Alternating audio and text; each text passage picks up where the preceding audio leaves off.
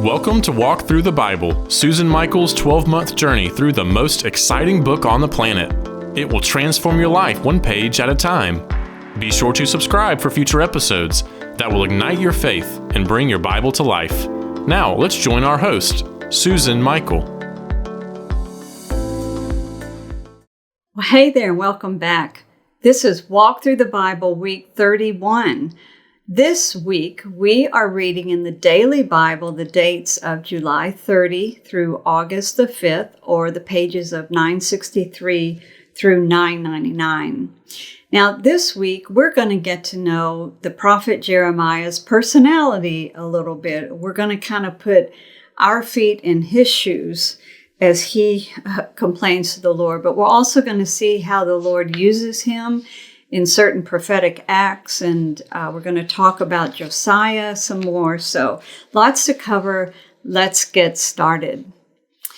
Last week, we talked about the great prophet of Jeremiah, his calling to a very, very lonely role as a prophet, and then his temple sermon, where he kind of wrapped it all up there, standing at the gates of the temple. The temple sermon is sort of a all in all. It's kind of like a composite of all his message there.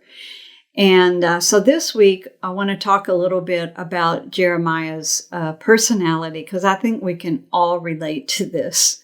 So I'm not going to give out all the references, but some of the words of Jeremiah that you'll be reading this week is he says, Lord, I've done nothing wrong, yet everyone curses me. And then he actually accuses God of having deceived him. And God rebukes him and promises to protect him. Another time, Jeremiah begs God to execute his judgment now. It's like, okay, you say you're going to bring your judgment. You say you're going to destroy them. Just do it, okay? Do it. And we read these things in chapter 15. And in chapter 18, he says, listen to me, Lord. Hear what my accusers are saying. They've dug a pit to capture me and have hidden snares for my feet. Deal with them in your anger. I mean, he's saying, Lord, go after them, get them, in your anger. And in chapter 20, he says, cursed be the day I was born. Why did I ever come out of the womb? I mean, don't you see Jeremiah's frustration? And he's like, why am I even doing this? Have you ever related to this? Have you ever felt that way? Kind of like, what's it all about? Is this really worth it? Am I having any impact whatsoever, Lord? And here God's telling Jeremiah he's going to judge his people and destroy Jerusalem, and they're all going in exile. And he's like, just do it already. Why are we waiting? What are we waiting for? But God's call upon him is stronger than his frustration, and it's stronger than his dismay. And so we read in chapter 20, verse 9, he says, but if I say, I will not mention his word or speak any more in his name, his word is in my heart like a fire shut up in my bones. I am weary of holding it in. Indeed, I cannot. The calling of God was like a fire in his bones, and he was compelled to continue on each day, to get back up and to continue proclaiming the word of the Lord. May the Lord's calling in all of our lives be as that burning fire, that we will not give up, we will not be discouraged, and we will continue on to serve him, trusting him for the fruit. Our responsibility is faithfulness. And this is what we have to understand, that in these prophets, especially Jeremiah, but also in Isaiah and in the others, they were called to being faithful and to continue proclaiming the word of the Lord. They were not called to bear fruit. They didn't have a large following. And especially Jeremiah, he was not called to the fruit. That was up to God. He was called to be faithful, and thus are we.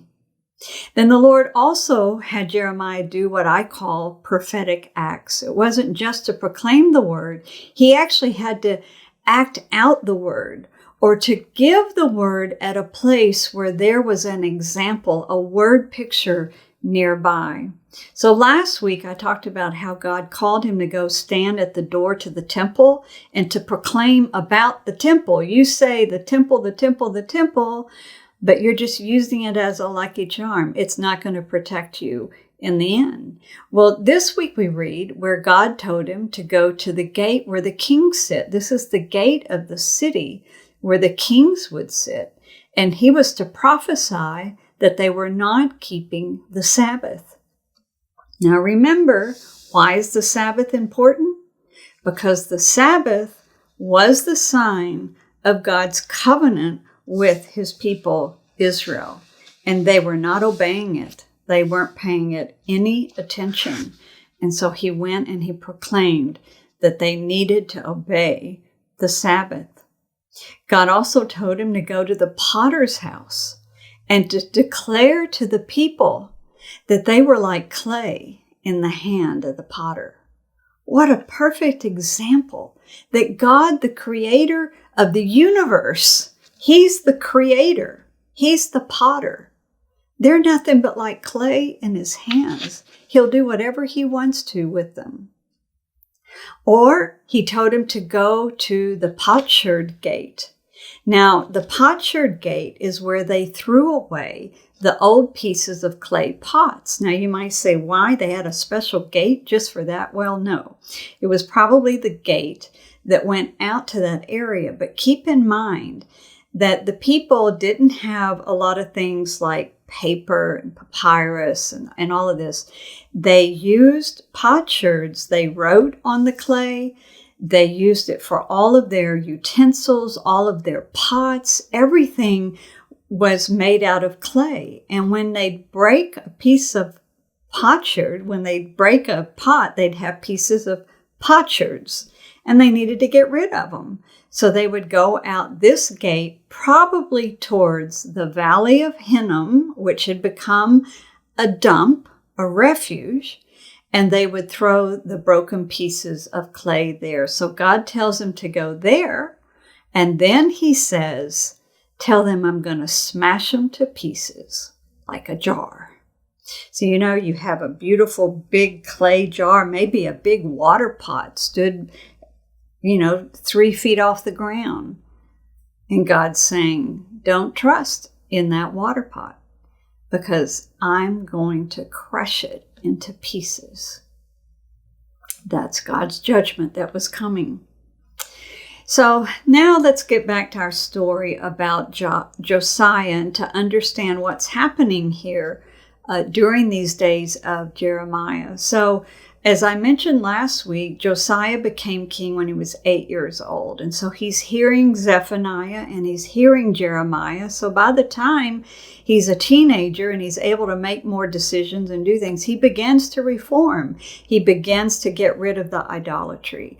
And then he takes on a big project of renovating the temple. Now, why? Well, because when these evil kings would get into idolatry, a lot of times they actually turned the temple of the God of Israel into a temple to another god. And so they'd move everything around, they'd set up statues, and they'd set up the things that they used to worship that pagan god. So somebody like Josiah went back in and he had it completely renovated, and he's reinstating the true worship of the God of Israel. And what happens? They find a book of the law of Moses. And when the priest takes it to him and he reads from it to the king, Josiah tears his robe, which is a sign of distress. And he said, here, 2 Kings 22:13, great is the Lord's anger that is poured out on us, because those who have gone before us have not kept the word of the Lord. They have not acted in accordance with all that is written in this book. Now, I want you to stop and think about this for a minute. Here's Josiah. He's wanting to reinstate true worship of the God of Israel. He's wanting to get rid of the idolatry. Why? Because Zephaniah and Jeremiah are saying it's wrong, but he actually didn't know the law of Moses. So when he hears it, he realizes how far off they are from obeying the law of Moses. So for him and for all the people, they had a lot to learn from this. So he gathers all the people. He has the book of the law read to them all, and they renewed their covenant with the Lord. It says Josiah then purged Jerusalem and Judah, and even the northern territory of previous Israel, kingdom of Israel. He purged it all. He even went to Bethel, where, remember Jeroboam, who started the perverted worship in Bethel and Dan? It specifically says he went to Bethel and he had everything crushed and ground up. He got rid of all the idols, all the worship there. And it says he did it throughout all of Samaria. So hopefully he also did it in Dan. I didn't mention Dan by name. And then they had a great Passover celebration. It says it was the greatest Passover celebration since the time of the prophet Samuel. Now, Josiah, during this time, is blessed. And he expands the kingdom. He strengthens the kingdom. Well, what does that mean? Remember our seesaw? Well, if Judah's getting stronger and larger, it means Assyria is getting weaker. Now, I want to talk about the fall of Assyria then.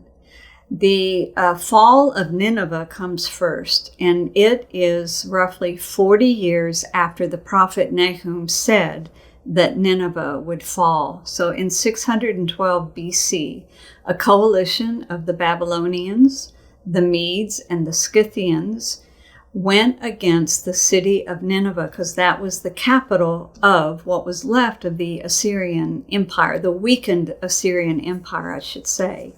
And the way they took the city is exactly the way Nahum said in his book. And that is, they dammed up the river. So let me tell you, the city of Nineveh is located right on the Tigris River.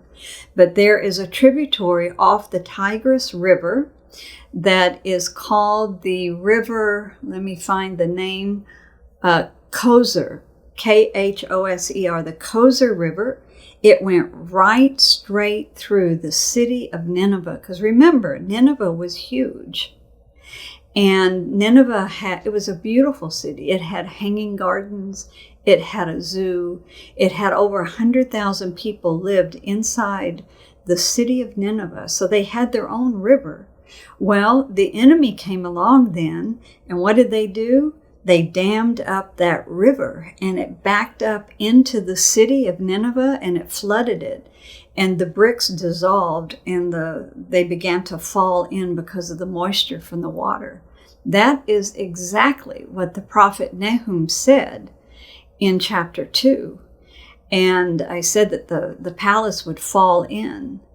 And but Nineveh was destroyed so completely that it actually just became a tale, a mound. And it was like 2,500 years later that archaeologists began to uncover the ancient city of Nineveh. Once again, just as Nahum said in 3:11, he said that the city would go into hiding. It would be hidden.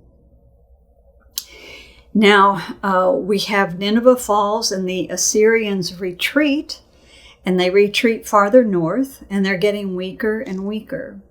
And so at this point in our story, our godly king Josiah makes a terrible, terrible mistake, and it cost him his life.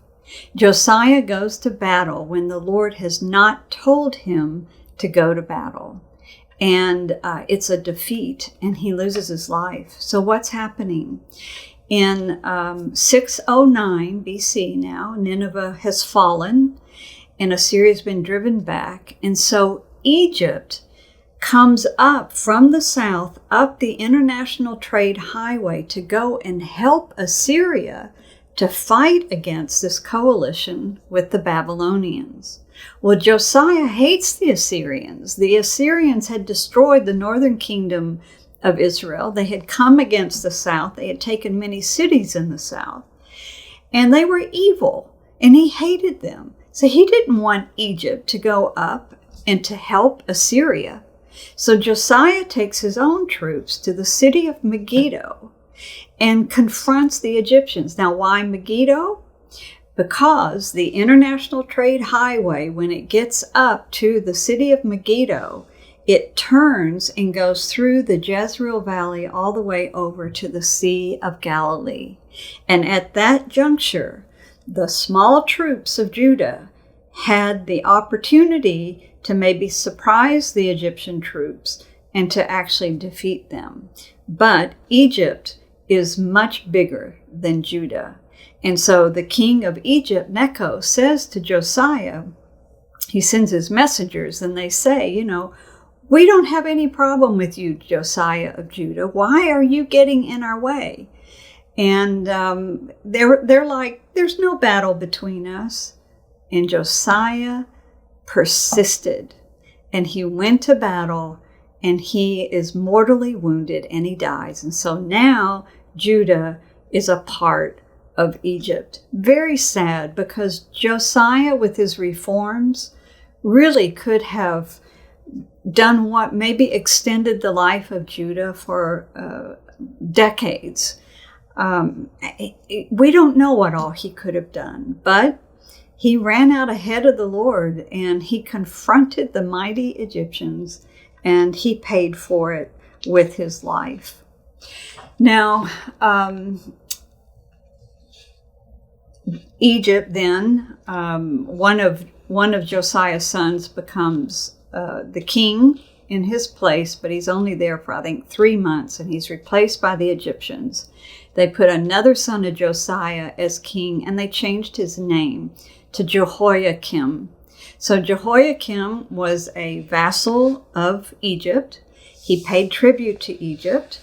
He reigned for 11 years, and he was very, very evil. He did evil in the sight of the Lord, which means he brought back in the paganism and the idolatry. Now, Jeremiah is so sad over the loss of Josiah that he actually writes a lament for him. It's a huge blow to the future of Judah. Now, also, it's a huge blow to Jeremiah, because now without a godly king of Josiah, Jeremiah has no friends. He has no support. He doesn't have a king that likes what he's saying. He now has Jehoiakim, who doesn't like what he's saying at all. So Jeremiah ends up being charged and arrested, you could say, taken captive. In the end, he is released. But the scripture reading this week tells us that there's another prophet whose name was Uriah, and Uriah had been preaching the same thing Jeremiah had. He was killed by Jehoiakim. So it's looking very, very dangerous for Jeremiah. This week we then let's leave Jeremiah and we go to the book of Habakkuk. And Habakkuk is a very short book. We read the whole thing this week. But Habakkuk is questioning here how a righteous and holy God can use a wicked nation like Babylon to bring punishment against God's own people, even though they are rebellious and sinful. And so the answer is that the Babylonians, if they are evil, they too will suffer God's judgment. That's a very quick summary of the book of Habakkuk. Now, I want to go back as one of our last points this week. I want to go back to Jeremiah. In Jeremiah chapter 46, there is a beautiful scripture here where Jeremiah reassures Judah, not that they're not going to suffer judgment. No. But that even after judgment, there is a day of hope coming for them. So let me read it for you. It's verses 27 and 28. Do not be afraid, Jacob, my servant. Do not be dismayed, Israel. I will surely save you out of a distant place, your descendants from the land of their exile. Jacob will again have peace and security, and no one will make him afraid. Do not be afraid, Jacob, my servant, for I am with you, declares the Lord. Though I completely destroy all nations among which I scatter you, I will not completely destroy you. I will discipline you, but only in due measure. I will not let you go entirely unpunished. This chapter is the closing for Judah, but it's a whole new chapter that's opening up later. This is what Jeremiah is saying. I will not completely destroy you. I will discipline you, yes, but with measure. I will not let you go entirely unpunished. They have to be punished, but God's going to measure it. He's going to make sure that they are not destroyed. And he says, for I am with you. That means that even in their judgment and in their exile, God is saying, I am with you. What a profound history we are into right now. What a profound moment of the history of the Bible. Do you share my sense of awe about it? Our God is so faithful. He is true. His word is true. And because of that, he is so consistent. He told his people over and over and over what was the problem and what was the solution. He never changed his mind. He never changed his requirements. It was all there from the days of Moses. Based on what he told Moses, based on his covenant with the people of Israel, is exactly the way God behaved. He told them all ahead of time. And then he reminded them through the prophets over and over and over. If you do this, you will experience blessing. If you do this, you are going to suffer judgment and go into exile because you will be defiling my land. Very consistent, but always with that ray of hope that one day, though, even after your judgment, after your exile, after your punishment, I will bring you back. And once again, you will have peace and security in your land, this beautiful inheritance that I've set aside for you. One day, all the prophets had this hope as they saw judgment approaching. Now, I hope you enjoy your reading of Jeremiah this week. Before we close, I'm going to take just a few more minutes. I want to tell you something else that's at work here. You're probably not going to read this anywhere, but it's something that really stuck out to me in the reading this week. When Josiah was renovating the temple, the priest uncovered a book of the law, and it was read to Josiah in a way as a testimony of this is the way you're supposed to be living, you and the people of Judah. This is my original agreement. And based on this agreement, if you disobey, judgment is coming. And it's as though that at the very time, this time of history, God is about to act, and he's about to act in judgment. And as a result, he reveals his word ahead of time. He explains to his people ahead of time what it is that he's about to do. Now, he's done this again in most recent history, in our history and in our day. And so I want to tell you a story about 1947. In 1947, I'm skipping way ahead in all of our history, but as you know, the Jewish people had been in exile for 1900 years. The Romans had destroyed Jerusalem in 70 AD. The Jewish people had either been killed or dispersed, a few left behind in the city of Jerusalem. And since then, that there had been no Israel, and the Jewish people had been in exile for almost 2,000 years. That is a very, very long time. But beginning in the 1900s, beginning in the 1800s, God began setting the stage for their return. And one day, after we finish our walk through the Bible, I'll do some sessions and I'll teach about this part of history and what God did in order to bring his children back home after almost 2,000 years of exile, that he brought them back miraculously, no doubt. So in 1947 now, this is a key date, a key point in this story.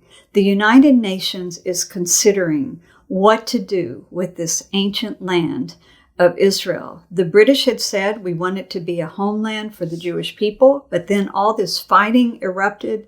The Arabs were attacking the Jews. There was a tension. There ended up almost civil war between the Jews and the Arabs and the British, and it was really, the tension was building every day. So the British had turned it over to the United Nations, and they said, you find a solution because we're out of there. We're leaving. And so the United Nations is considering this in November of 1947. What else is happening at this time? There was an Arab Bedouin shepherd boy, and he finds a cave, an undiscovered cave.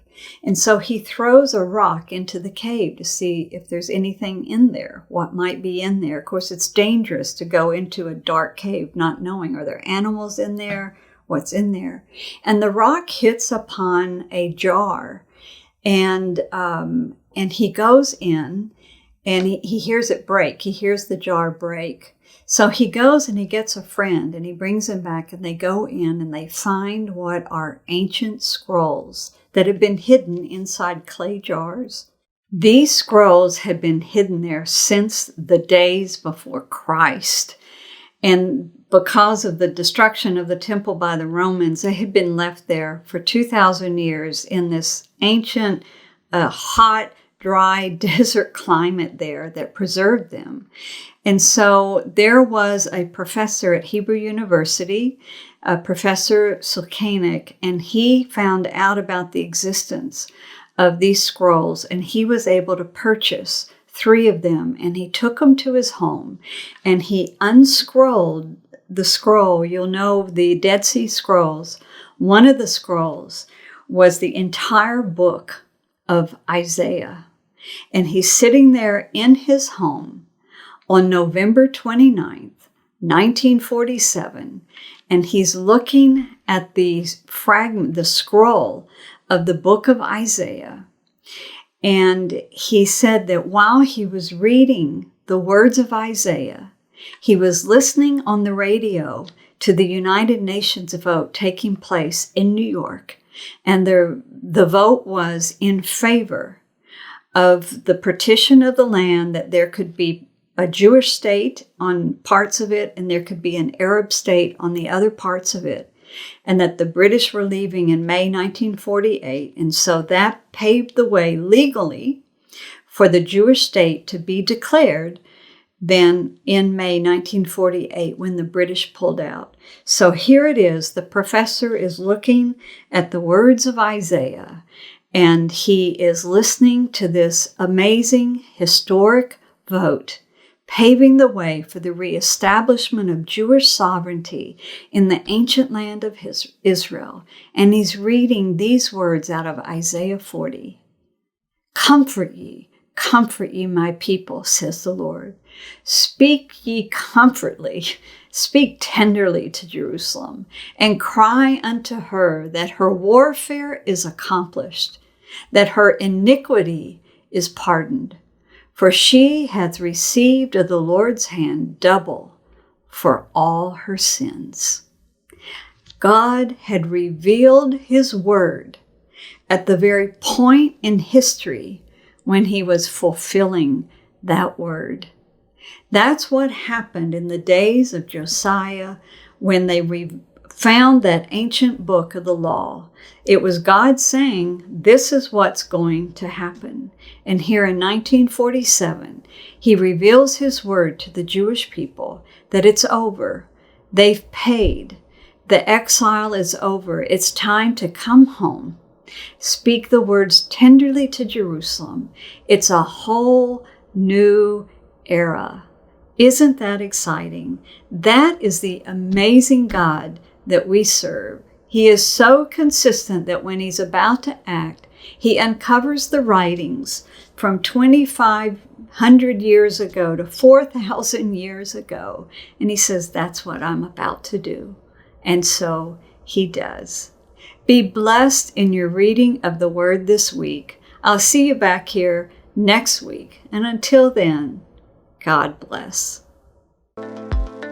We hope you have enjoyed this episode of Out of Zion with Susan Michael. Be sure to subscribe to Out of Zion now on Apple Podcasts, cpnshows.com, YouTube, or wherever you like to listen and learn. Out of Zion with Susan Michael is a production of ICEJ USA, all rights reserved.